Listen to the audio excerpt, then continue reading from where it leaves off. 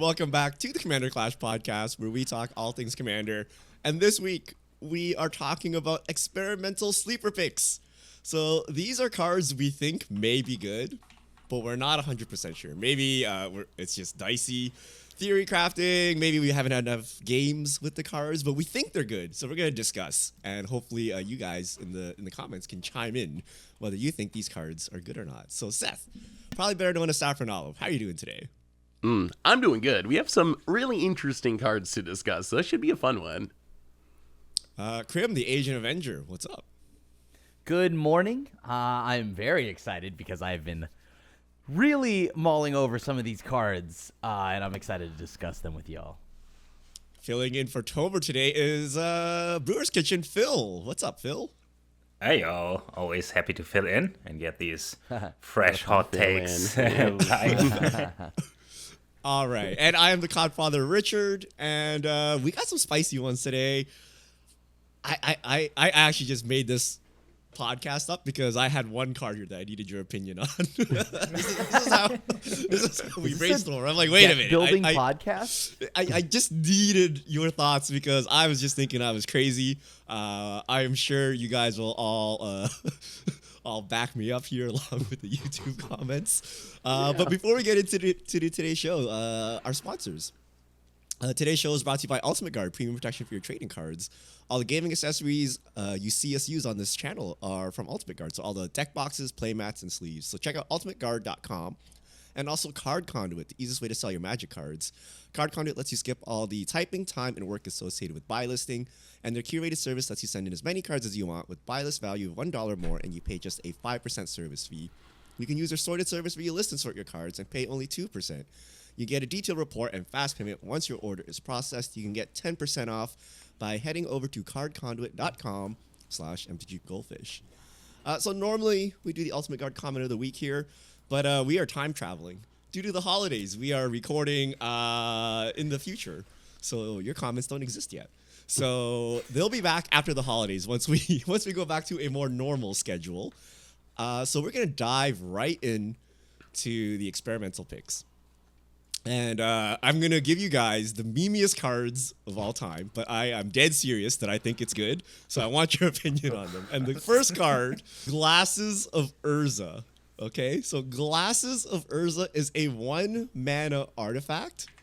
You tap it, you look at target player's hand. So, doesn't affect the board, literally does nothing, but you get to see one person's hand. And I would argue that the biggest cause of losing in Commander is incorrect threat assessment, right? Like you did not read the board correctly, and a lot of the times you may say like all the information was there, you just did it wrong. You know, that one you can improve on, right? But sometimes you get it wrong because you don't know what's in people's hands, right? And there's no way of playing around it, right? Does he have a fog or not? Does he have a counterspell or not? Does he have an overrun or not, right? Can I let him untap, right? When Krim declares he doesn't have a combo piece in hand, like, can you believe him? No. The Glasses of Urza fixes all of this for the cost of one card, right? Because we are so good at drawing cards now, the cost is like very minimal. One card, 1 mana, searchable off Urza Saga as well. Yeah. Should we be playing this? Is this good? How many times do you want to activate it? Because if you only activate it once, you should play Gataxian Probe, which I would probably say that's not even a card. That's if you play blue, you can just throw it. That's in blue. Oh, yeah, okay. But if So it's blue, one I'm time just going to use. play telepathy. What's That's also blue, but telepathy That's- just like everybody is your is, opponents play with their hand reveal all the time. So there are other options if you want to do that, but you do have to be in blue, I think, for all of them. I think this is only like colorless option. Is it really worth a card though? Like I guess that's my question.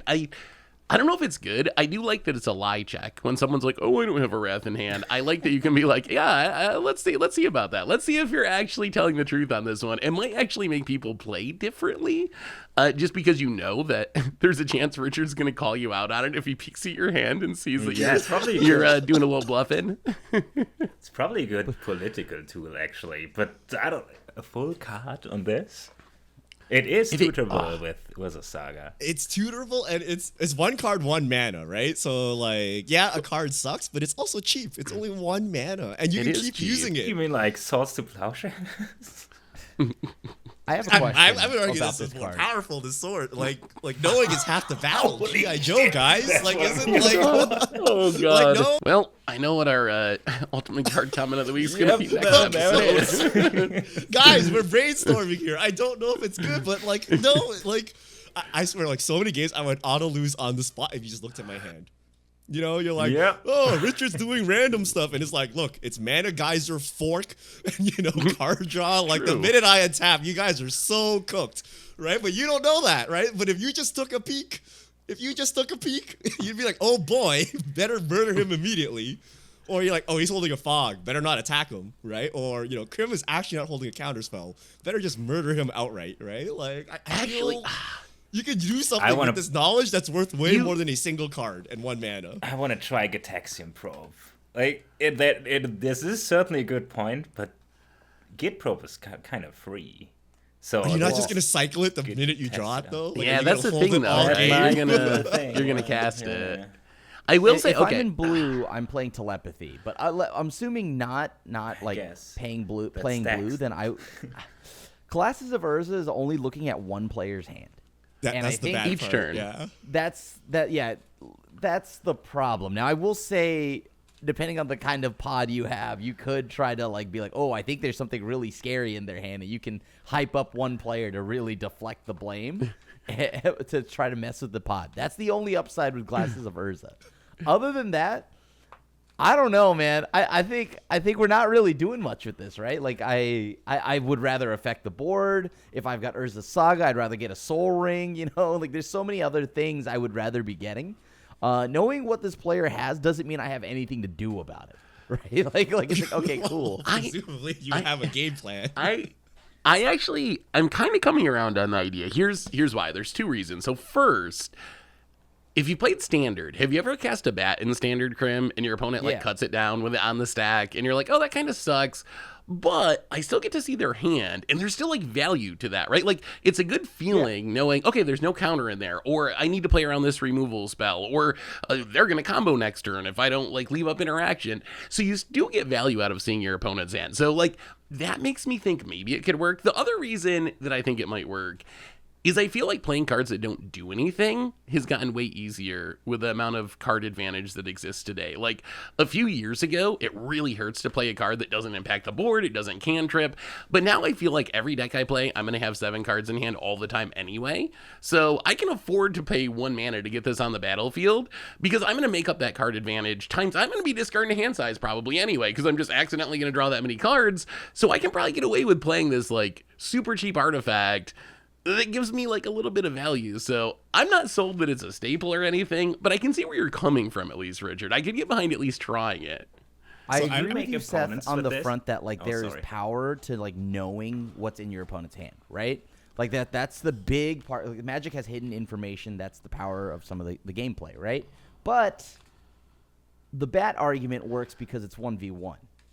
I don't know that's what true. the other 2 players are doing. They could be the actual threat while I just keep looking at Richard's hand. Next right? turn you look. Next Yeah, turn. but what if I don't have a next turn, right? Like that's Well, that's the why problem. you choose the person you believe is scariest, or the person you need the most information out of, right? Like, if, Sure, if somebody, sure. if someone is actually winning and they're winning and you need to stop them, maybe you don't look at their hand. You look at the person who looks like they're about to die to see if they're actually holding T-Pro, right? That they're not actually going to die. I don't know.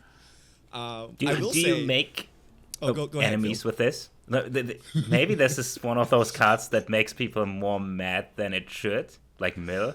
But isn't that sus? Like if I put a saga down, a glasses down, and you go ham on killing me, Oh, doesn't that's that so signal political. something to the rest of the table that I guess. you have something to hide?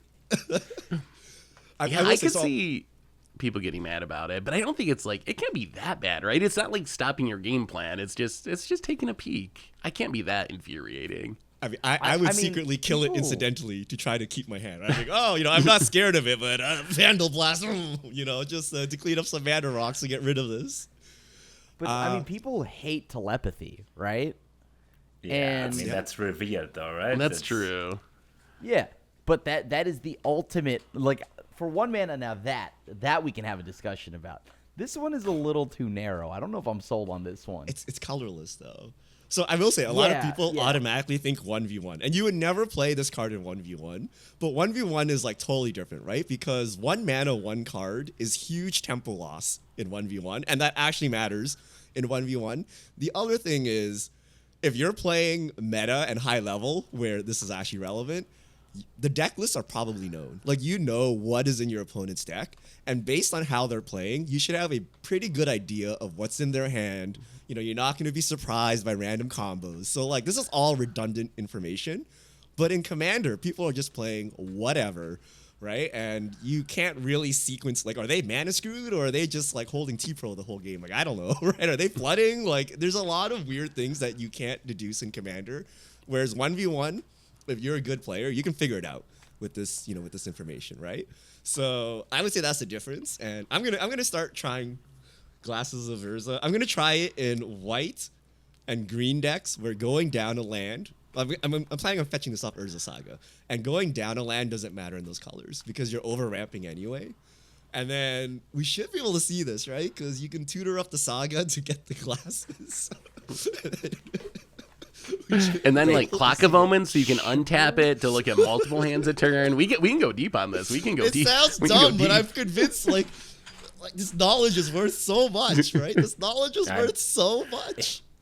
I'm curious to see how it plays. Let me use a classic Seth example, okay? I use a card to Glasses of Urza, and then I tap it, I look at Phil's hand, and I'm like, Seth, look, Phil has the combo. You better deal with the onboard thing this turn because I got nothing. And then Seth is like, you're right. He's going to win if he untaps. So Seth uses a card to dispatch Phil.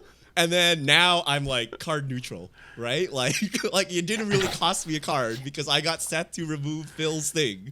Like I feel this is not that bad. Okay. Right? Like, Why are you always the pawn in every scenario?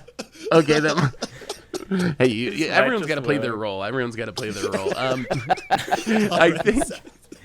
I think you're right. I think you're because of the politics. I was underestimating the politics of it, but couldn't you be pretty easy to be like, oh, I looked at Phil's hand. We really have to Wrath, or he's going to play whatever and win next turn, and get the table to like cast the Wrath, whether that's even true or not. No one would have any idea. So maybe the politics you have the value Wrath is in just hand. enough. But because everyone's a non-Glasses of Urza believer, you would just be like, I don't have a Wrath, guys. Seth, you gotta dig for that Wrath. It is the ultimate liar's card. It is. All right, I'll dig it up and I'll try it. I gotta try it. I mean, I think like, it's worth trying. I think it's worth trying. The problem is, I feel like in a game in like Magic, the only color that would care, any deck of mine that would care about what you're doing and could actually stop it efficiently is probably a blue-based deck. Yeah. Right? So that is why, like, yeah, I'm curious to see how it plays in, like, green and whatnot, but I think I only would want it in my blue decks, but I'll try it. All right. Seth, hit us with a card. All right, so I got a card that I've been playing a lot in 60-card formats lately, and the more I play it, the more I'm like, wait, why am I not playing this in Commander? It seems really good, and that card is Cosmium Confluence. So it is a 5-mana green sorcery that has 3 modes. You can choose each mode more than once, and you pick 3 times. So mode number 1, search your library for a cave, which is a land type. Put on the battlefield tapped and then shuffle. Put 3+1/+1 counters on a cave you control. It becomes a 0/0 elemental creature with haste to steal a land or destroy target enchantment. So if you think about it, Open the Way, perhaps the most busted ramp spell that we play consistently on Commander. For 5 mana, it ramps you 3 lands. Cosmium Confluence, for 5 mana, it also is going to ramp you 3 lands. It's going to put 3 caves on the battlefield. Open the Way has the upside of flexibility, right? You can cast it for 6 mana, get another land.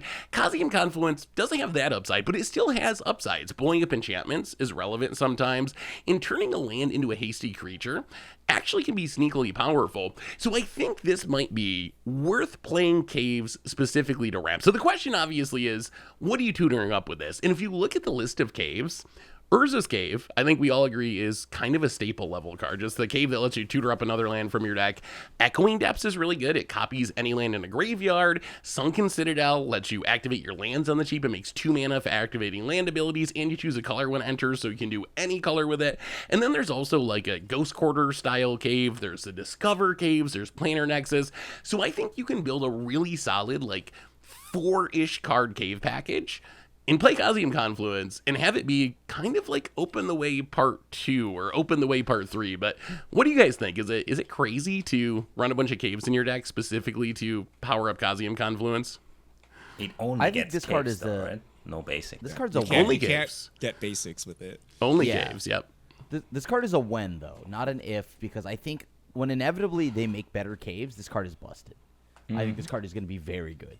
I think we got right enough now- good caves now, though. got some Like, good yes, ones, it'll keep yeah. getting better if we get more. But I think, how many do you need to build a deck with this? Like 4, maybe 5 max. Dual I land think- caves is the problem. I I'm think. not Richard. I expect to draw one of these. Richard puts these like 1-in-1 cards. and he Richard's goes, I'll playing never draw 3, them, and he yeah. never does. So like that's great. But knowing me, I'm gonna draw them. So I want to account for that. And on top of that, you know me and my quad blue into like quad black spells, right? So the biggest turnoff for me in caves personally is that these are either a colorless, they only make 1 color, or something like that. And I really would like to have it so once they start making multicolored caves or something like that, then we can look into it. So I didn't add this cave to the list, but if it makes you feel better about it, Krim, there is a cave that turns all your other caves into City of Brass. So if you tutor that up, then all of your other caves are going to be 5-color lands where you just can tap. Wait, You got to take a 5 color. damage, but they tap for any color. Yeah, Wait, which cave You is this? still take the There's a City of Brass damage. it's in Cave? standard. I think it's an uncommon, right? Is it a It's an tapped? uncommon. Is it ETB tapped? Why don't you just play it as a City of Brass? ETB's untapped. No, it doesn't affect itself. Your other caves. So you can't play it as a City of Brass, but your other 2 caves will tap for all colors, and that one will not. What do you think, Richard? You're an Open the Way believer. Is it good enough? So, Urza's Cave, Echoing Deep, Sunken Citadel. These are caves that I would play. However, in my normal decks, they usually don't make the cut. So, like, Echoing Deeps and Sunken Citadel are usually nice to haves, but then, like, you know, we're trying to fit surveil lands, we're trying to fit utility lands, we're trying to fit like 3 basics in there, right? Like, usually I need to start cutting things. So, like, to commit to a 4 cave package is too extremely much. difficult. So, and then realistically, I think I'm only using it as Open the Way. Like, if there is a Trouble in Pairs on the battlefield, okay, and I have Cosmium Confluence, I'm not ramping 2 destroying Trouble in Pairs. I'm going to still ramp 3 lands. So, to me, it's only land ramp. So I would use Open the Way. I would use Omen Path Journey. And then I think I would call it a day, right? Like, the rest of the ramp will be lower. So I don't know. So Like, not if we quite good enough. get if we get dual land, like if we get fetchable dual land caves, then we're talking. If we Yeah. get something better than Urza's Cave, like Sunken Palace in blue is good. So maybe Yep. in Simic we can start talking because I actually want to tutor that up. But the Discover lands I feel are not playable. Not good enough. Pit offerings I don't really want to play, but it's kind of acceptable. So maybe if I'm playing like a 2-color deck or something, I can start fitting these caves in.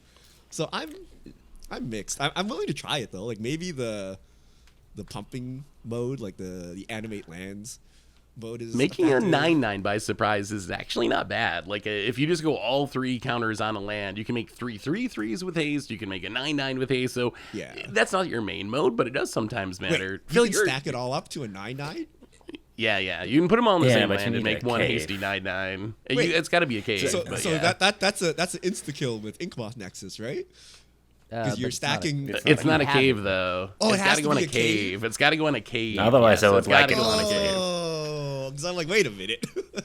Yeah, no, that There would be is that that would be cave busted. like creature land. So It's that not you could bad. then- Cavernous Maw. Yeah, it's Yeah, reasonable if Cavernous you're playing Maw. enough caves. But so the problem is I'm already including deserts now because the thing that really makes this worth it is a bounce land, and deserts got a bounce land. So now I'm playing like the white desert package is great, but I also sometimes play the Rattleworm that tutors a desert from your graveyard. It's already hard to fit 2 deserts in there, but 4 caves, that's crazy. I already play Echoing Deeps and Urza's Cave in Necrobloom, for example, but throwing in 2 more caves. You love cascading though, Phil. The Discover Caves. Think of the value. Think of the cascading. It doesn't even. No, if Phil doesn't want to cascade it, I'm cooked. If it would if I can't sell Phil on that. The land. So if the second mode would untap the cave you target with it, you can get a cave and untap it to make like some interesting. Ooh, yeah, that doesn't. But that then doesn't you have work. a tap. Like if it enters tapped, you have a. Yeah, I don't know. Like caves. If it would say or basic in all of these modes, I'd say there's not too much to lose. But Well, I'm already fitting deserts in there now. Maybe next set with caves. I mean that is a fair point. That there is a lot of lands that are already good that are eating up slots. I think, at least for the time being, I'm going to try it in 2 or 3 color green decks. I think I can, in a 2 or 3 color deck, I think I can afford to play like 4 of the good caves. Easily, doubly so if I'm in blue and can play Sunken Palace. But I think I can build a package of like 4 caves and not lose too much from the rest of my land. So I'm going to try it. We'll see. Maybe I don't end up liking it. But short term, I'm going to try it in my 2-3 color green decks. Have you actually tried it though as a MDFC lover? Like, how do you fit all the MDFCs in, plus the surveils, plus the deserts, plus the bounce lands? You know what the secret is, Richard? I keep getting more and more of the good dual lands. I think, like, it sounded crazy when you said it, like, a year ago, that, like, maybe we cut shocks now, back when surveils came out. But I'm actually getting to the point where I'm like, shocks, even surveils, like, I'm kind of like, oh, can I cut those to play more caves so I can play my Cosmium Confluence? Yes. I don't know about all that, but I can say that I think 2 color you could get away with it. Honestly, though, if you're, I don't know. But then they'll meme you forever if you play mono black and have 7 swamps and draw none and die, Grim. Well, I don't know. I mean, I don't know why I would ever have 7 swamps only. Because you filled it all with value lands, such as a cave package. Well, luckily, I don't have to be tempted by greed without green. All right, Phil, hit us up with the card. All right, so I'm trying out a card recently, and I already played it on Clash, and I think it can't be that bad because it's technically a tutor, so let's see what it is. It is Lively Dirge. It's a sorcery for 1 in a black. It has spree, so choose 1 or more additional costs, and you pay 1 in a black and then either a colorless, so you can search your library for a card, put it into your graveyard, then shuffle, so entomb, or 2 colorless and say, return up to 2 target creature cards with total mana value 4 or less from your graveyard to the battlefield. So it's either a 3 mana entomb, a 4 mana potential 2-for-1 reanimate if you have cheap creatures, or both, which both is pretty cool because then you can 2-top something and then reanimate it. Also, just to get it out of the way, I don't know if it's just if you look at the small card, but Giza looks like Tom Cruise in the art, and it's once you see it, I can't unsee it. But so the card looks a little clunky if you compare it to Demonic Tutor, which is a good card, so it's not too bad to not fare too well against Demonic Tutor. The only time it's better is if you tutor up a 4-drop and cast it. It's 5 mana, so you do get a little bit out of it. I use it in my Paper Jadar deck to get combo pieces like Gravecrawler, Yawgmoth, Rowan Soul Trader, pretty much anything. Whenever I draw it, it's like I can probably scramble together a combo. I haven't tried it in other decks yet. I did play it in my 2-drop deck, which also had a combo to 2-tower. It is, or should be, I haven't tried it yet, should just be a good toolbox card, like Reclamation Sage, Grand Abolisher, Toski, Eternal Witness. If you already have an Eternal Witness in the graveyard, the Entomb becomes a tutor because you can reanimate the Ewit. I don't know. So for this, I went through my decks and checked what other things I can do with it, and I should probably play it in Necrobloom because I noticed you can do. So if you play Sakura Tribe Elder, it automatically sacrifices itself, so you have a 2-drop already in the graveyard, so then you can search for a 2-drop like a Lotus Cobra and get this and the Sakura Tribe Elder. I just think it fits into more decks than you would expect. It's also a tutor, so big news. It's probably not bad, but I feel like it is super fun. and good. I think it's good. Yeah. I don't know. I feel it is. I feel I have like great news for you. This card is good. This card Yeah, is good. yeah. So every time I played it, it's like, oh, I could probably win now. I it's have it in also- my humans deck. I had it in my rogues deck. I tried it all in there, and every time, even if I just am able to return up to one card with 4 mana, right? Like that is more than Or two enough to for up. me. I was able to go grab Rick, Oh yeah. Oh, I see. So you're So- you're talking about the whole like tutor and reanimate the thing. Yeah. So like Like, use well, like a you besiege show the five mirror rates, almost or something. Cast it for Okay. 5. Yeah, and Okay. and then of course there's potentially a chance that after a board wipe you get to just pay 4 mana, bring some stuff back, right? But all around, I think this card is very good and has been super solid, along with many spree spells. I'm not sold 100%. I feel like this is a card that you need the right deck for it, right? I don't know if I can just jam this in a generic black deck and get value out of it. I think I have to be a deck that has either like a combo or a bunch of really good cheap creatures that I want to be reanimating. Like I think I need to be doing something specific with this, I think, for me to want to play it over. The challenge I run into is like in Commander, we have like reanimate, we have actual entomb, we have these like super efficient, if I just want to reanimate something, we have like animate dead, these really efficient ways of doing it. So I think I need to be like achieving a specific game plan with this card, like getting the combo like you talked about, getting my big bomb like Krim talked about, like something like that. So in a deck that can do that, I think it's exciting, but I'm not sure I'd play in just like a generic deck without like a specific plan for it. I think the main thing that you have to remember though is that this is on one card as opposed to 2 cards, right? Like sometimes you may need the other half of a card, and this kind of does both all in one. And I think that is what makes it okay that neither half is like amazing for the cost, but together on one card makes it worth it. I What do you think think, It Richard? just can't go. this card is wrong. probably amazing in creature combo decks. So like if you're aristocrats, something like that, where you actively get 2 creatures back and can actually get like 2 high value creatures like, a sack outlet and a blood artist or something. It's amazing.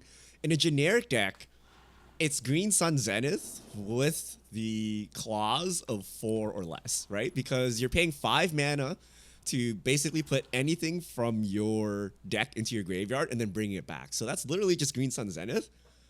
I think it's good enough, right? Like, you can get Opposition Agent, you can get Deltu Voidwalker, you can get Orcish Bowmasters. You still get another 2-drop if you get Orcish Bowmasters too, right? So even if you just run like generic black cards, this is probably good enough. The question is like, is it just better to run Demonic Tutor? Right? So Demonic Tutor is like a +2 Sure. tax over a +1 tax, right? So, and then you're not limited to 4 mana value or less. You can just grab whatever you want. But this grabs things back from the graveyard though, right? So like if your bomb, like, Shieldred dies, you can just get it back from the graveyard, right? So I think this is good. Lively Dirge is also 60 cents. Just, comparing it to Demonic Tutor is a good deal. Also, talking about Green Sun Zenith, you could put a Dryad Arbor into your graveyard and then reanimate it with a 4-drop. Can you play that in a black deck? Nah. Does it count as a if you green play card or an no? Upsun deck. I believe it has a green mana symbol, yeah. Oh, it so- does have Yeah, a yeah, green yeah, mana it is symbol? green. Okay. But Okay, so you But have in to be- Golgari, you could do it, Yeah. or if Yeah, it's like yeah. a black-based artifact deck, you can get Ornithopter, something along those lines. But like Ooh, Bowmaster's nice. Voidwalker. Isn't that Oh like yeah, insane? I like those are two Yeah, that's what I 2-drops do that in would Dota. get Yeah. you get insane value by doing this, right? Those are 2 cards that I have in most You of do my need- decks that have black. You do need one in the graveyard, right? You can only tutor up Yeah. a single card, so you can't double tutor them to the graveyard. But still, That's right. yeah. But All right. Shieldred I on guess I'm sold. 4. Shieldred on 4. I think Oppo it's a Agent, cool tribal that's super sweet. Like, I think I should Phil just wants try to it. ramp. Yeah, Double- like I do the double combo Sacred thing with it as Trial. well, but it's pretty cool. I think. There's only one ramp spell though, right? All of the other dorks that ramp are like 3, like Wood Elves and stuff. I mean, like you that. can get a There- Wood Elves and a. Wood elves and a birds of But paradise. there's no or way to like something, double in Steve Mana or Art. something with this, right? There's no combination of creatures that currently lets us do this. Not straightforward, I don't think. You can get stuff that's 2-dropped that ramps when it dies, like Death Steve type effect for Verdurian something. But yeah, you can't just get 2 like instant ramps, I don't think. Okay. Krim, hit us with a card. So something I want to try that I think is very good in like, just standard and also just solid, I think, like good deck building blocks to have, and it's that Graveyard Hate. You should always have it in the deck, right?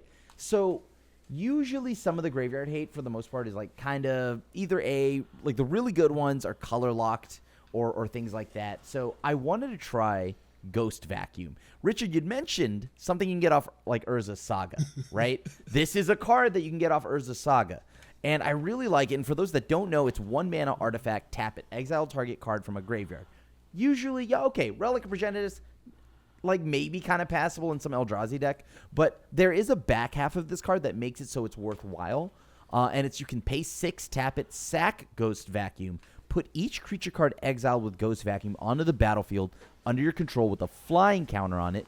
Each of them is a 1/1 spirit in addition to its other types, activate at sorcery speed. So this is Graveyard Hate, yes. Is it the best one for maybe mass removing a graveyard? No, but you are able to just slowly over time keep somebody's yard, identify who's the graveyard deck, like whatever, the Golgari deck, just keep chewing away at their yard. And for eventually at some point in the game, you just wait, you stockpile enough stuff up here so that you just pop it and you get a bunch of 1/1s. And the funny thing is this card is also just not offensive enough to where someone's like, oh, we gotta remove that. Right? Maybe like on turn 30 when you've got like every creature under the sun under this vacuum. I mean, Ghost no. Vacuum Wasn't expensive. great. No Ghost Vacuum's great. No, I it's wanted actually to try it out, but is it's so legitimately expensive really now. good. Like so here's the thing. Like as Graveyard Hate, it's fine. Like I don't think it's the best Graveyard Hate spell, but it's good enough. Like just tap to exile any card from a graveyard's good. The last mode is really really strong. Like I've built entire decks around the effect. Like being able to, you get actually all the ETBs of all the creatures. They all have flying, so you have evasion out of them. So in a world of Eternal Witnesses and Muldrifters and ETB ramp creatures and Secure Tribe Elders, just like from the start of the game, exiling something every turn, you're going to get a ton of value out of this for 6 mana. So I think that last mode, I'm fully on board just because of that. Like you get some incidental Graveyard Hate, and then it's kind of like you're a finisher almost. It's like a 1 mana Graveyard Hate spell that can also be a finisher if it sticks around long enough. I've started moving it in the main deck in standard. I could It's see just that. good enough, right? So I have to imagine this has got to be worthwhile in Commander. Yeah. No. I thought about it in Mishra and replaced Soul Guide Lantern with it, which is probably not correct, but whatever, because this seems so much more fun. But then it got up to like $5, and now I feel like, I already got a beautiful Soul Guide Lantern in Old Border foil, whatever. So Darn goes standard back and players playing with this card. I I know see this is Richard experimental thinking and like, all, but I'm not going to have room for my glasses of Urza if I play this in my Urza Saga like, deck. better than glasses, right? It's gotta 6 be. mana to pop, right? So this has to sit It on the is. battlefield for like multiple turns, and you need to pop it at sorcery speed, and there needs to be stuff in the yard. So in standard, things are actually dying like very early. So like if you put it on turn 1, you can actually start like accruing creatures because you're gonna Doomblade your opponent's stuff, right? Sure. This is just gonna get, you're gonna exile like 3 cards and then get caught up in a sweeper before like you pop this, right? Like I don't know, man. Like Didn't this say the word. 6 and tap is so much. Like It's really? Why don't you just play like I don't Relic know, of like, Progenitus what- and call it a day?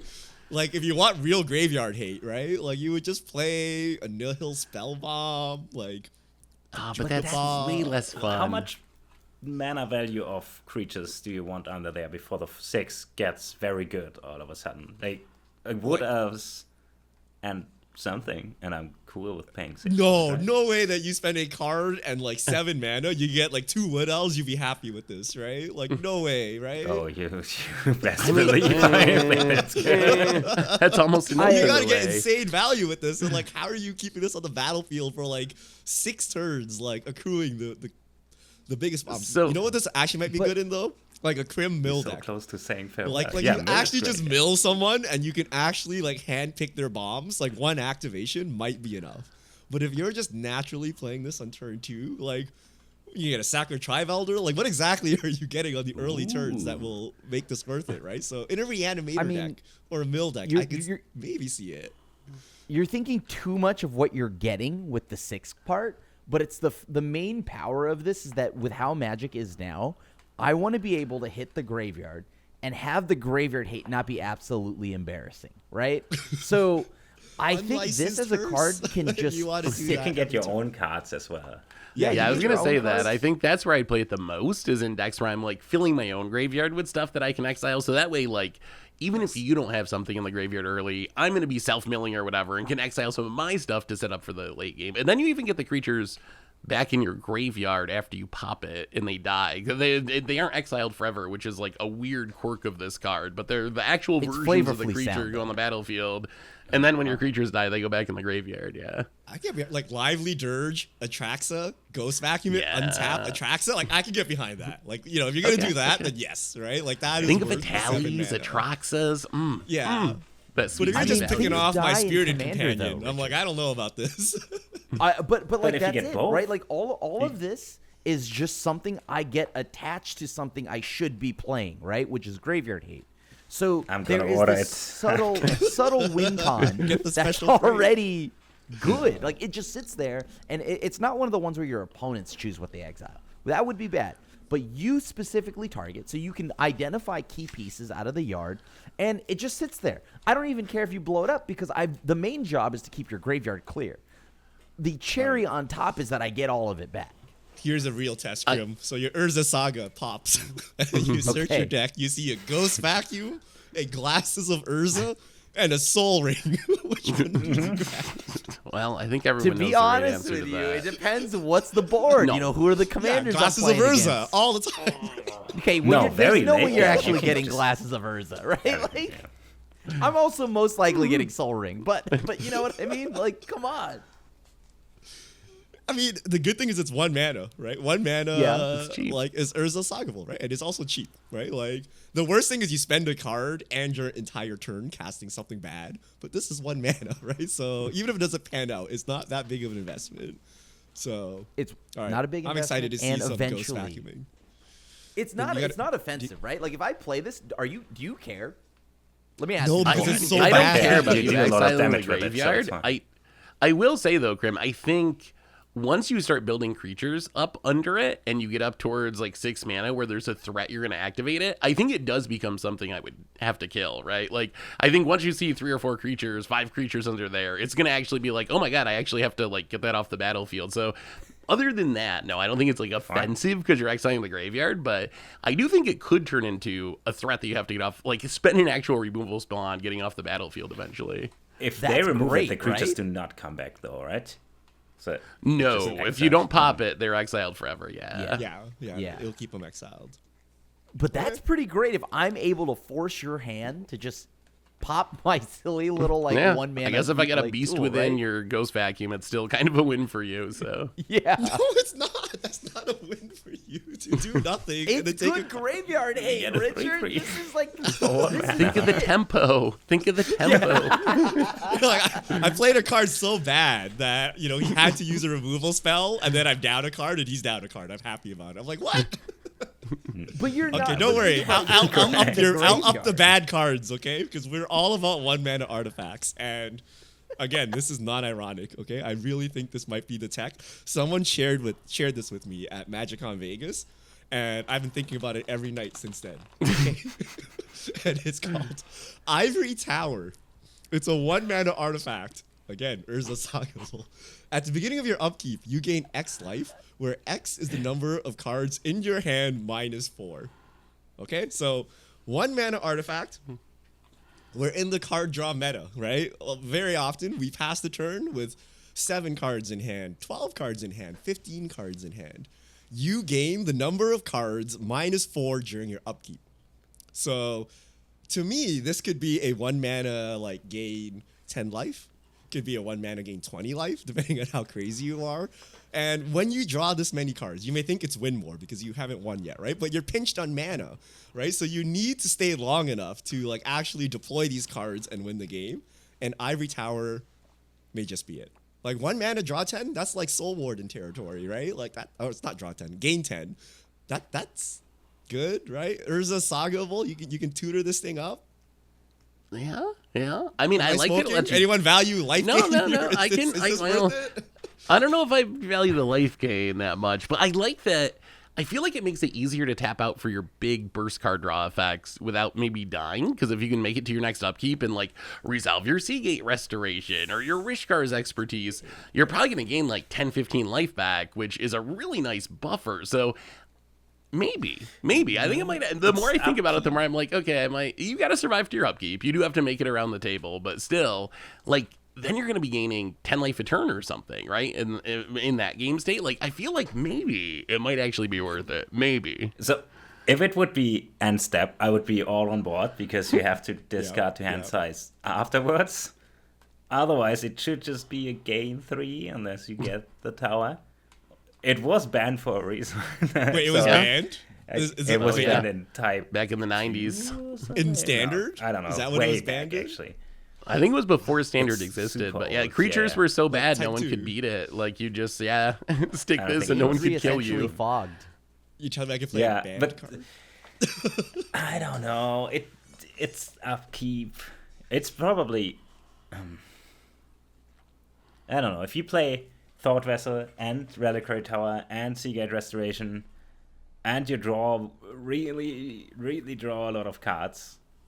Yeah. So every deck. True. I mean, isn't that everything? Is that like literally every deck? I mean, Those are my feel staples. More often than not in 2024, I'm sitting there with like half my deck in hand. Honestly, these are. And you guys are doing the same. Like, we're all sitting there and we're like, well, I have like 8 mana though. Like, how do I actually deploy this? And we can't actually end the game fast enough. If I just start gaining like 10, 15 a turn while we're all trying to do something, that is. But realistically, worth if you it? just gain 2 to 3 a turn, that seems. That's pretty good. Is it still good? I don't know. Depending on how many turns you get with it, though. Okay, what is the minimum amount of life gain out of a 1 mana spell that you would like consider playable? Oh, you gotta be looking 10 plus, right? I think 10 would be like probably my low end, and I'm not even sure I'd be like super thrilled with that if that was like the average.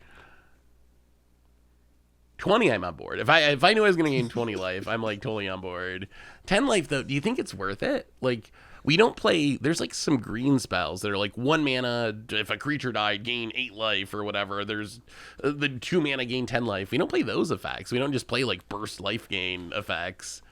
I recently played one. I played like the one testing team was called after like Peach Garden. Oh, wait, I think. Oh yeah. Is that like gain life for each that's- creature you control or something? I think 2 Is this- life for each creature. Yeah. Let me. That Peach seems Garden. pretty good. It seemed pretty cool when I played it. Gain 2 life for each creature you control. 1 mana white sorcery. That's probably a gain. Like a gain 12 usually. I don't even know. Is that even enough? I don't know. In life gain decks, yeah. I mean, I play Meatbook Massacre. I don't know how much. It probably gains Oh, like yeah. 6 to 10 life or something. And I'm willing to play arguably a pretty also wraps scuffed the board. Wrath, right? But it's like a very expensive Wrath, right? So I'm paying that Yeah. mana to gain the life, right? Like the extra mana is going towards a life gain. I really like Sangromancer. I play that often. That's the one where if a creature hits the bin, you gain 3 life. So you Sangromancer Wrath and you're like immortal. There's Crypt Incursion, like exile target players. It's either their graveyard or It's all exile creatures. all their from the grave. creatures. All their creatures, and then gain 3 life for each one. But these I consider like 3 mana, gain like 20 plus life. Soul Warden I play all the time. It is so good. It gains so much life, and then I even play the single, like the ones that only affect you, like Life Creed Duo, the bird or whatever. There's a bunch that only gain life on your creatures, and just gaining 5-10 life is like good. So I'm thinking Richard. Ivory Tower. We can Most of those do other Richard, things Richard. though. Yeah, Prosperous Inti. Okay, like Soul Warden, like come on, what is it really doing, right? Like, Yeah, okay. Well, Soul okay, Warden that's- is that's way true. different. So, Soul, one no, no, drop no. to Soul, target. I mean, would it feel draws less good. off of your Welcoming Vampire, right? But but no, it also gains way more life than this. Also, one at a time Does for it? triggers. oh, for triggers, I think yeah. because I think it is going to be a lot better, a lot less situational because maybe I don't have 7 cards or to get the full 3. Maybe I have 6. I only gain 2. But Soul Warden will probably be more consistent because everyone's got creatures for the most part. Yeah. And I think this is not on the same level. But Soul Warden doesn't come off Urza Saga, Crib. That's true. true. Richard, I think you've been in the kitchen for too long. You've been cooking so much that I have no idea. You're a little too in the hole now, right? Like, hey, I'm here and there with you, but like now you're too far in the hole. I gotta bring you back. You don't like there life ain't game, no Crib, way you can you were gonna stabilize. You weren't gonna. There's no way you were just ripping on me for saying you should play Ghost Vacuum and then turn around and say Ivory Tower does more than Ghost Vacuum. It impacts your life total. It directly impacts your survivability. No, it may do that. Richard. It has a Like, chance. Ghost Yeah, Vacuum I mean, it has a chance to does not draw exile anything. a card, right? This is Your correct. glasses will look at something's hand. This may not do anything at all. Look, if there's a collector oof on the table, that Saga Same and Ghost Ghost Vacuum. Vacuum are doing nothing but the tower. Okay, in that situation, you got me good. Okay, but no I'm tower, sure- Crib. You don't like how much life does a single card for 1 mana have to gain you before you play it? The problem is, I think I have to. How much life is a card? Right? That's the question here. Like, how much life would I have to gain to make it a card? For me? 10's got to be slam dunk, right? 25% of your starting life total? But 10 you wouldn't just 10 play life- 1 mana gain 10, right? Wouldn't Just you? as I think I would. would, actually. Would you? That's what I'm trying to I don't ask. think I would play that. Like, because it doesn't do anything, right? Like, Okay, what It's does a just- fog really do, right? A fog is life gain, right? It's just life gain for No. an infinite amount No, for no, that no. one attack, right? But you can preemptively fog by just gaining life. Like, once you're at 80 life, no one's attacking you anymore, right? I Like, will they're like, oh, admit- he's impossible to I kill, will right? admit- That's just a propaganda. Like, how much life does a propaganda save you? Which is stats, right? by the Like, so way. you can just proactively gain this and call it a day, right? So first like off, 1 mana, this is gain stacks 20, against burn slam decks. dunk, best card in the format, right? 1 mana, gain 20 life. Slam dunk, best card in the format. You would just play No. 1 mana gain 20. I mean, No. You would 1 not mana play gain that? 20. Well, no, best card in the it's format, probably- no. Like, but like, would I play Auto it? include Maybe. S tier maybe. staple. S tier Is staple. it? No. I'm trying to- It's got to be. This goes against everything I've learned Okay, about then there's Magic no for way my you guys are entire gonna get life. up both Ivory Also, Tower then if Salt's 1 gotta mana be gain good then. 20 life is unplayable, right? Because there's no way Ivory Tower is gaining that much life, right? Yeah. I'm hoping Yep. that I see Ivory Tower as 1 mana gain like 15 life a turn. That's what I'd be. If I'm playing that deck, then I'm totally on. But like, look at the Seagate Restoration decks or whatever. We're just sitting there with like 15 hands and a Reliquary Tower. If this is gaining like 10 life a turn, then I'm totally on board. If it's just like 3 a turn for 5 turns or something, is that worth it? I don't know if I think that's worth it. That's 15. So you're talking about a very specific deck that's loaded on thought vessels and limitless. I mean, hand sets, every right? deck you Kinda Very every deck, specific, yeah. although that is Sure. a lot of decks that I play. But yes, what deck like, do you play where you're like, yeah. I plan to be empty-handed the whole game? Like a madness Even- deck, right? Like that's it, right? Even that. Let's say even in those decks, I feel like this is a dead draw. I think this is a dead draw. Like if it were attached to something like a body or give me any reason, like a Johnny, right? A Johnny, the 4 mana planeswalker plus gain life, but it's attached to a planeswalker that does something. This actually does nothing. Instantly dies, so you just add like gain +3 life. 'Cause Sure. it absorbs 1 Sure, attack, but- right?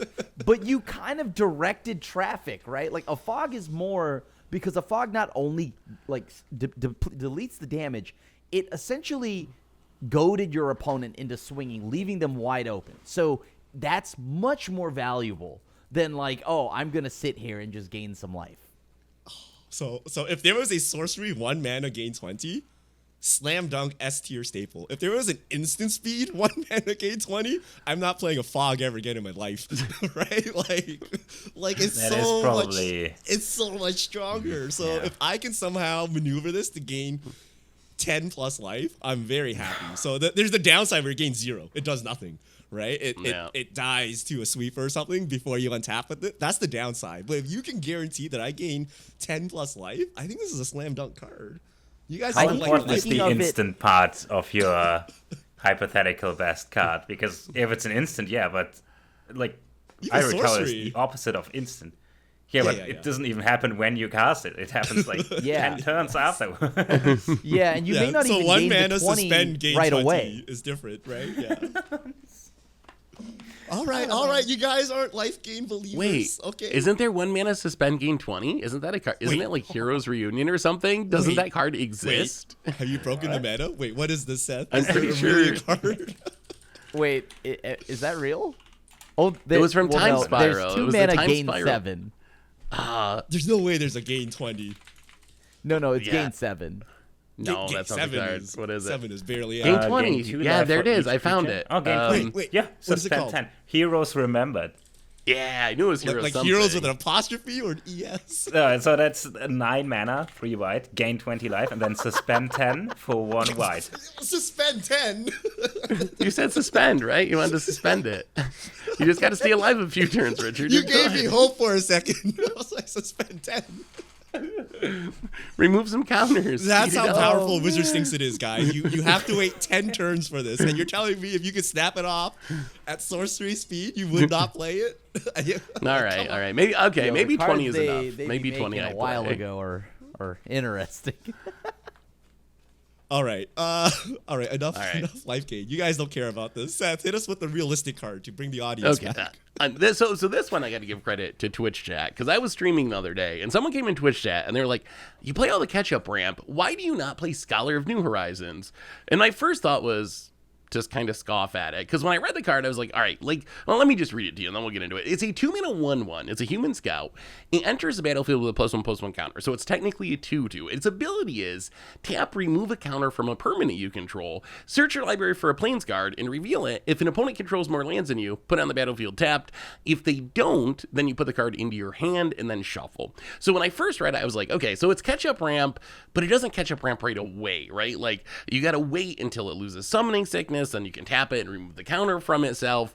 But then the more I thought about it, I was like, wait, that's probably fine, right? Like who's killing my 2/2 on turn 2 anyway to keep it from untapping and catch-up ramping? And then if you're okay with the having to lose summoning sick, there's a lot of upside here, right? This is catch-up ramp that does something when you are not behind on lands, because you can still tutor up a plains and put it in your hand to hit your land drop, kind of like a Weathered Wayfarer almost, or like a watered down Weathered Wayfarer. So you still get this upside that if you are able to catch up ramp, you get value out of it. It gets any plains, not just basic plains, so you can snag your Surveil lands or your dual lands if you want to. And plus, if you have counters in your deck on other things, you could be doing this every single turn. Like in a deck that has counters on stuff, you can just be tapping this and touring up a land every single turn, almost turning it into a land tax. Is this not like, should this not be part of our catch-up ramp package? I guess that's, I'm not saying it replaces all your other catch-up ramp, but is this not like on par with the Loyal Warhounds and Knight of the White Orchids? There's even some upside of not activating right away, because you have those weird times when you're like, well, I have my catch-up ramp on 2, but I need to wait until someone else plays a land, so I can't play it on turn 2. I gotta wait and play it on turn 3 before I play my land drop. This doesn't care. You can just run it out on turn 2 and wait anyway, and then activate it when your opponent plays their land drop. Is this not just like a staple catch-up ramp spell? I think you're right. It also I works don't pretty like good that with it doesn't sagas. do it immediately. Yeah, true. That's the That's only true, downside. but it I'm has not the sure that upside. matters. But But the it has land the is upside. untapped and instant. You can do it instant speed, right? So Wait, you the can land is wait if untapped. you're But the land's first. tapped. But the land. It is, it? the land's Oh, going to be battlefield tapped, tapped. but it is Yeah. instant Is it speed, onto the yeah. battlefield? Oh, yeah. Never mind. I misread it. But I you're gonna played do it against this a instant few speed times. anyways, right? Yeah. You probably will. You'll probably do end of turn or something. But I played against this a few times, and so far it's just like a one-off. And not many times do you like maybe a few decks like maybe Black Panther could use this card, right? Where you can remove a lot of counters off of a permanent you control. But even then, I guess this card's okay. I mean, the trade-offs you don't get it right away. Maybe this card's decent. Every time I've played it, it's just been okay. I feel like you're going through the same process I went through, where when I first read it, I was like, oh no, I wouldn't definitely play that. And then the more I think about it, the more I'm like, okay, wait, actually, I think this card might actually be really good. But what do you think, Richard? You're a catch-up ramper. Did So we break it? On curve, this card is absolutely amazing. So the problem with most 2-mana ramp, so like Loyal Warhound, Knight of the White Orchid or whatever, you don't actually play them on 2. Like you have to have a green player ahead of you to play them on 2. So it's usually turn 3, play it, and then play a land, and then pass with excess mana. This is why Cartographer's Hawk is goated, by the way, because you play it on 2, right? So this one you can play on 2 as well. The big problem is when you get this late game, your land is 2 turns later, right? Because you have to play this, you wait for it to untap, and then you untap, you play it, the land is tapped. Whereas if you could play the Loyal Warhound or whatever, like late game, you would just get it the next turn. I still think this is worth it. I think the 2-mana ramp is insanely powerful. Like, it's, you guys don't believe this, but Cartographer's Hawk is actually the best white catch-up ramp because you can play it on turn 2. Because you can play it on turn 2, and on turn 3 you can play your Welcoming Vampire or whatever, and then ramp still, right? So I believe this is good enough because I remember when we did spoilers for this. You're like, you got to untap with it, but like no one's realistically killing it on turn on 2 anyway. No one's two, going to right? cast They their can't even swords on your Bowmasters it, scholar. right? It's a 2/2. They can't even Bowmasters it, right? So like no one's really killing it. So I think it's worth it for the early game power to, you know, have this scuffed ramp thing like on the later turns. Even in the later game, you can put the card in your hand, though. It is optional to put the planes in your hand, and then in the late game when you're missing land drops, you can just ensure land drops with it. The only problem is it just I think it's good enough to play, but is it too much feel bad if you have no other counter synergies? Like, would you play it with just this just one ramp counter? once. It's crazy with I other think it's sagas, fine, all other right? sagas. I mean, like, Yeah. if you have extra synergies, that's sweet, but, like, I play Night of the White Orchids all the time and Loyal Warhounds, and those are just, like, straight up always ramp 1, so I feel like it's fine, even if you don't have any other counters to remove and it's just a one-shot. Look, you can remote farm. That comes with counters, right? Oh, That remove comes your with depletion counters. Remove the depletion Right? counters. Yeah. Oh, we broke So it. You can tap for 2 every exactly. turn. Remove the You depletion can counter. use up 2 mana to ramp, right? So, I mean, there's that. There's the land, like the shield counter land. I think I'm trying to think of how you can get free counters in mono Diamond white City. in the early turns, and that's got to be like Dark only Depths. way, like, Genuinely, it's Plains Riddle it. card, right? Plains And card. Plains card means anything with that type in it, and Yep.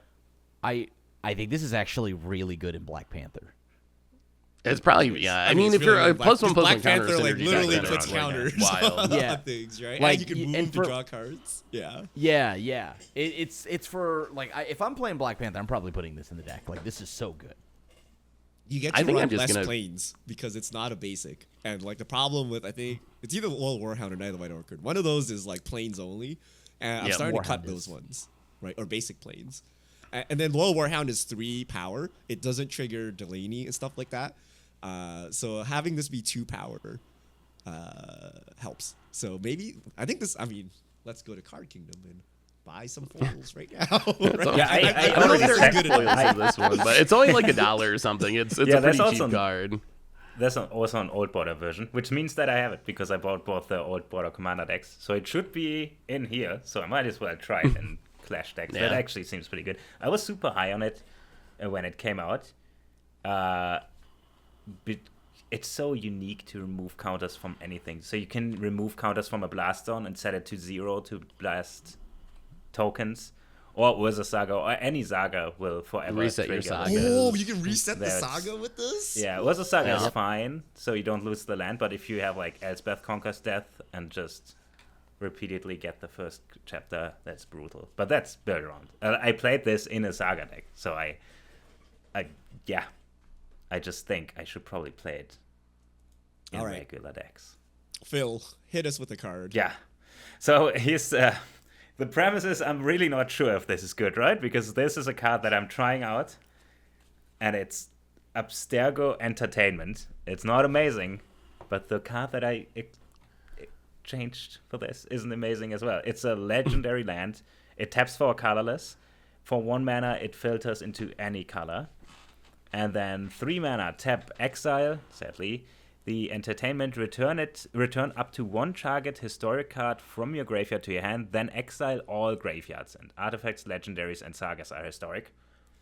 And the card I replaced with this is Buried Ruin. So I play a lot of artifact decks, and Buried Ruin says 2 mana. It's a land, it taps for a colorless, and then 2 mana and tap it, sacrifice it, return target artifact from your graveyard to your hand. So it's... Have you activated Buried Ruin in a while? Because I always play it, and I think I can remember of 1 time in my life that I activated this. And Abstergo Entertainment has the upside of filtering mana, and it exiles all graveyard, which might be a downside sometimes, but since I never activate Buried Ruin, why? At least I have the upside of activating this in response to a Eerie Ultimatum, so I don't lose. So maybe there's a chance that I activate... So here's my thinking. If I activate Abstergo Entertainment once, for whatever, maybe it's filtering mana, it should already be better than Buried Ruin, which always looks good, and it's all in all my artifact decks, but I never activate it. So at least this one has more options. Also, if your commander gets super expensive, you can let it go to the graveyard and return it because your commander is a legendary, so it's a historic card. Maybe it's more upside, it's more options. I think both of these cards are mediocre, but it's just land slots. So I Phil, mean, in an I artifact watched- deck. I watched the Marvel Commander Clash. I wasn't on that episode, and I saw Phil play this card. And I'm like, I what is tried. this card? Yeah. And then I read it, and then I went to cardkingdom.com/MVG Goldfish and immediately bought it. Like, this Ooh, card wow. is just better Buried Ruins, right? Like, Yeah. you can get anything. It's also graveyard hate, right? Like, you know, It hates your own graveyard, sadly. it hates your own graveyard, but like you don't need to use it if you want it, right? It more importantly gets back Boom Pile, right? If you need the Boom Pile, Yes. it comes back, and it color filters, right? It doesn't fix, but it color filters. So when I saw you play this, I'm like, I don't know why I never heard of this card, but like It's it's staple. Creed, It's that's staple level. Like every deck, if you have free utility land slots, you should run it, right? It gets back Boom Pile, it gets back Oblivion Stone, it gets back your commander. Like everything's historic Saga? nowadays, right? Yeah. So I think it's extremely strong, and I don't know why no one thought about this and why Phil randomly found it, but here we are, and I'm glad he found it because Did we I'm playing it everywhere. talk about this Also- in spoiler season even? Did we? I don't remember I mean, if I we wasn't did or on the not. cast. I was like so shocked. I was like, "What is this card?" I'm like, and then I read it. I'm like, "Oh my god, it's so good! How do I not know about it?" You're So here's afraid my if good- it- Oh, go ahead, Graham. Okay, I got a concern. I got one concern with this card. So I agree that it's a good value card, right? I play the Desert, Scavenger Grounds, that exiles the graveyard for 2 mana and exiles everything. I play Buried Ruin to get stuff back from the graveyard. My concern with replacing Buried Ruin with this is I feel like if I'm a Buried Ruin deck, in a deck that wants Buried Ruin, I probably want my graveyard, and I don't know if I want the cost of getting back the artifact I want from my graveyard to be nuking my entire graveyard. So I kind of like this as just like a card in a generic deck, but in the decks where I actively care about like getting stuff back from my graveyard, I'm a little worried that the exile all graveyards is kind of like oddly a drawback in some scenarios if I'm playing a deck that would normally want Buried Ruin. Is there any concern that like I want to get back my Boom Pile, but I'm also doing other things with my graveyard and I don't want to Tormod script myself, so you put yourself in this weird scenario when Buried Ruin would just get back the Boom Pile and you don't got to worry about nuking your own graveyard. The secret Yeah. set is you don't replace things. Buried Ruin, you replace your basic lands. Okay. And then Okay. Yes, if okay. you care All about right. your graveyard that game, just pretend this was an island, and you know, and then you just don't use it. But then if you don't care, you can get it, right? So But yeah, it's not Okay. an island, Richard. It does not count as an island. Don't go telling people it this counts as filters. an island. You I- can still. I you feel can- like- you can go Archmage's Charm into Phyrexian Obliterator still with this. I feel like this is upgraded Scavenger Grounds for me, not upgraded. It's Scavenger Oh, yeah. Grounds that also gets a card back to my hand, desert, rather than upgraded Buried Ruin. But I like Scavenger Grounds because as more deserts are becoming a thing, you can sack something else that isn't Scavenger Yeah. Grounds. This Plus one you you were need getting it your for the one catch-up permanent ramp. back, which is nice. That's the only thing I like for mostly the expensive commanders. But on the brighter side, if you're playing an artifact deck, you do just have Karn to pull it back from exile. that's the also key piece true. You're looking for. So I think Abstergo Entertainment is solid. I think it's a solid card. I just don't know if I can find myself replacing Scavenger Grounds yet. Yeah. This is Scavenger pretty Grounds, good. yeah. It's still pretty good. So I'm not gonna bad. try it. I'm gonna I'm try it. trying I think it, I so like it I'm- less in graveyard decks, but I'm gonna jam it in like non-graveyard decks. We're going back to zero Yeah, basics, my- baby. Don't need basics My anymore. artifact deck doesn't run Scrap Mastery, which it probably should, but if I get wiped, whatever, I lose. And same reason I usually never activate Buried Ruin. If I get wiped, I lose. So it's usually over once this happens. And if not, I just it's an artifact deck. I always have a full hand. I usually don't need any value piece from the ground. I don't know. I just don't activate Buried Ruin So I mean, replaced just it. boom pile So and let's see. this, and like you're eating. Imagine Oh like my your land can God. just tap and wrath. Like that's what this is, right? Like 4 mana for this, 4 mana, so 8 mana. So onto inversion mana from your mana base, right? You can boom pile, right? A second boom pile or a third boom pile. Like remember that time I used like shifting woodland or something to boom pile? Like Yeah. like it's very powerful to have a wrath just sitting in your back pocket. The problem is people might see it and try to kill you, but you know most people they're like, "What? Yeah, boom pile, ha!" Right? So whatever.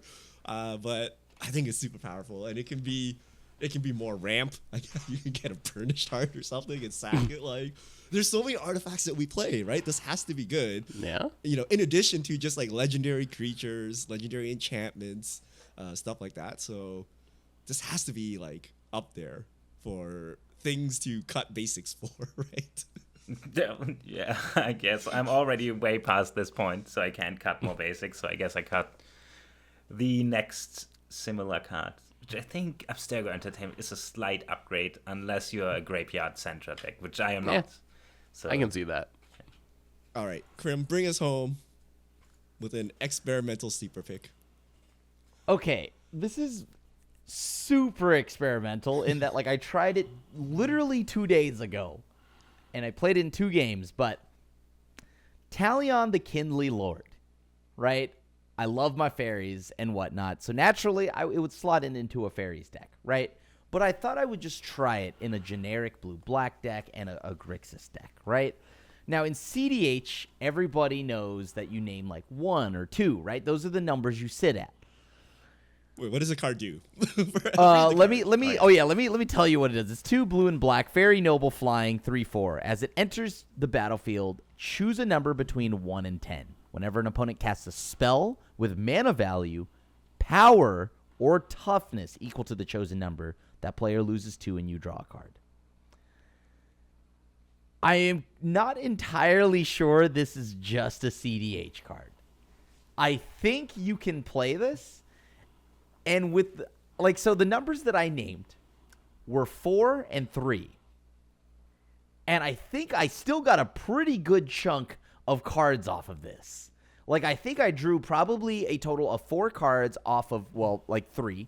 And then I think I drew 5 cards off of 4. Now, it could be because this is pod dependent, right? But, like, what it is I have to take a look at what all the commanders are and what their game plan is. Now, maybe this is because I literally sit in front of a computer and play this game every day of my life. So maybe that's the difference here. But if you sit there and you assess what the threat of the deck is and where the core engine pieces from these decks are and where they are on the curve, or maybe power and toughness, you kind of factor in where they all overlap, right? In cost, power, toughness, yada, yada, yada. If you can sit there and figure out your opponent's engine, the way their deck ticks, you can name the perfect number. And the number will get you a good chunk of cards. If I'm afraid of the blue deck being highly interactive, maybe I name the number that's going to be closer to where all their interaction curve is. Now, yes, this means I have to think a little bit harder, but yeah, maybe some games this is just you miss the mark, you name it entirely wrong number, you draw nothing, you get pantsed. You look silly. You played a 3/4 with flying. But after having tried it in a generic 3/4 flyer, like it's a 4-mana, literal nothing. Yeah, it literally does nothing otherwise, right? Fair. But I think in casual commander, you can hit a sweet spot. There is no blanket number. You have to look at exactly the commanders that are on the table and like what their decks are about. But if you do, this is going to be able to deplete them, like drain them of life, make them scared to cast spells while you refill your hand.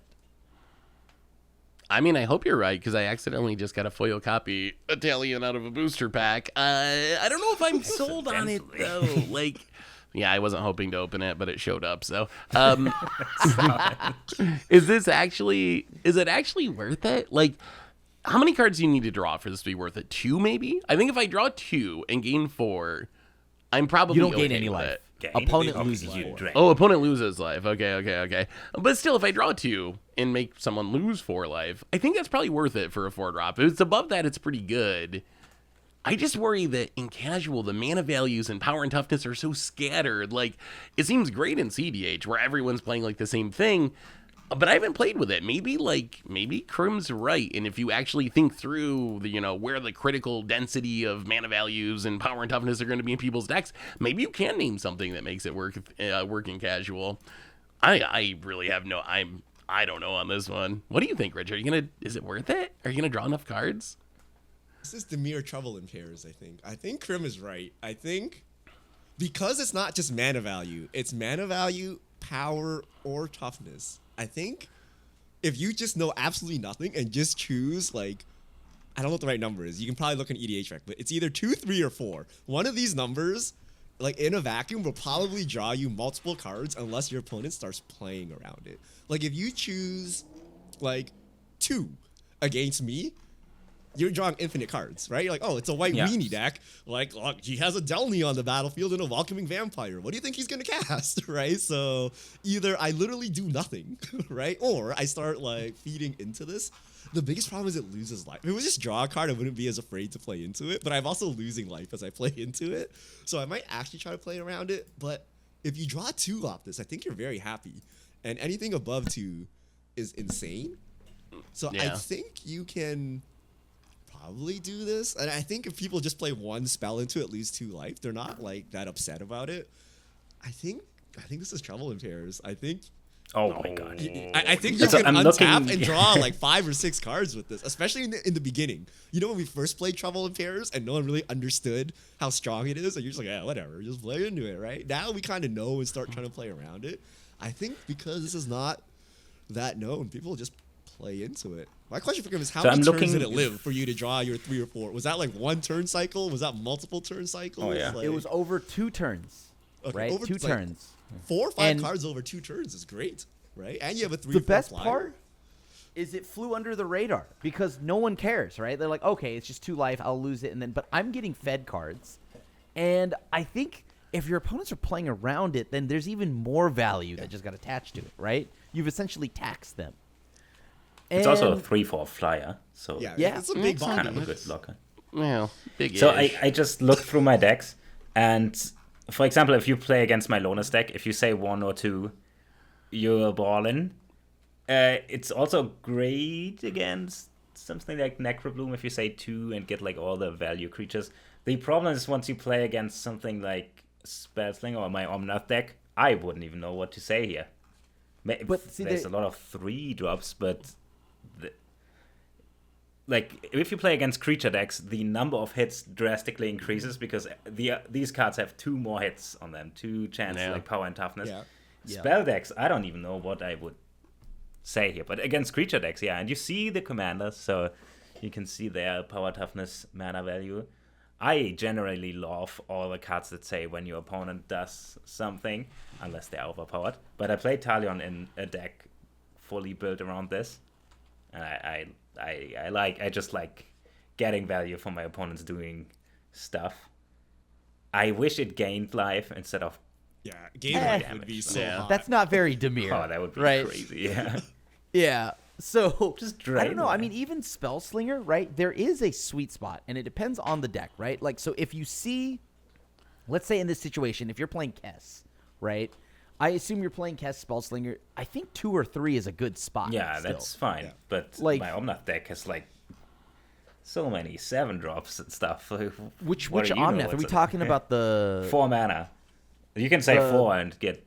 But there's 3 players. It's the right? And if color. you just draw 1 card per turn cycle, it's just like a Phyrexian arena. Yeah. Right? What are the odds of that, though? Like, that's what I'm wondering. Like, one card per turn cycle, you can't manage to. Everyone's able to play around it. No way, right? You'll be like, I'm gonna cast Steve. Like, anyway. so it's a Who cares? 4-drop, right? It's a 4-drop. If you're naming 2 or 3, your opponents already have had some turns to get their 2s and 3s out of their hand. Like, how many 3 toughness or power creatures are we realistically playing? Like, I don't know. I guess I just have to play with it because if it's drawing me a card every turn, I'm totally on board. Totally worth it. I don't know if Crim's experience was like the 99th percentile of like drawing 5 cards in 2 turn cycles. Was that like Talion at its finest, like its ultimate peak, or is that like average Talion? And that's what I'm not sure. You never curve but I out. think like, it you comes don't down go to the 5, deck. 6, 7, 8, right? You go like 3 double 2 drop, a 3 and a 2, maybe then a 6, and then a 3 and a 4. Like usually you don't curve out that Yeah. way. Like your deck That's is true. critical mass at like 2 or 3, and then 3 people's decks, right? There's no way 3 people are gonna curve out perfectly just to get you, right? You're still gonna cast your Trouble in Pairs or your Cultivate or whatever. So I gotta try. This has You got gotta me so say excited. two, though, I'm gonna right? play Dimir, my most hated color combination, just so I can play this card, right? Just Trash to see colors. But how good will it you is. ramp, Richard? Oh, we Oh, can ramp God. these trash colors. We can get it done. We can get it done. I feel this is Dimir Trouble in Pairs. I feel it's that crazy. You know, remember like was it Smuggler Share or whatever? Like we're like, oh, Yep. does Yeah. this draw any cards? Seems sus, right? But like it draws like tons of cards or whatever, right? So I feel this is similar. I feel. Oh, The Crib's only- not on the thing- Clash. Crib's not on Clash. but I it- gotta do it. I gotta go Dimir. You gotta Who be else the is Yeah. Dimir? player. Talion. You got to do it. I mean, it is a creature, remember? I think that's where I take issue with the Trouble in Pairs comparison. Like, my Trouble in Pairs isn't getting swept up by everyone's wrath and, like, creature removal, Name, so... name 6 if you're really scared. Get a card Gotta back name from the... it. Yeah. He almost said the word, but All right, I almost we did did it. too. No, we're ending the podcast. We did it. We did it. Let us know. Are we cooking? Are we cooking too hard here? Is there anything? I actually think most of these cards are quite playable, minus maybe the cards I brought, because those are very experimental. But the other cards I feel are like actually quite good, and I'm excited to try some of these. I think they're Me gonna too. pan out the way we think they pan out. But yeah, let us know in the comments any cards that you're playing around with that maybe will get you laughed out of the room. We take cards seriously here on Commander Clash, so we're not gonna laugh you out. We're gonna think about it. We're gonna think about it hard and break the meta. Okay, 1 mana gain 20. We're doing it. So we'll see you all back here next time.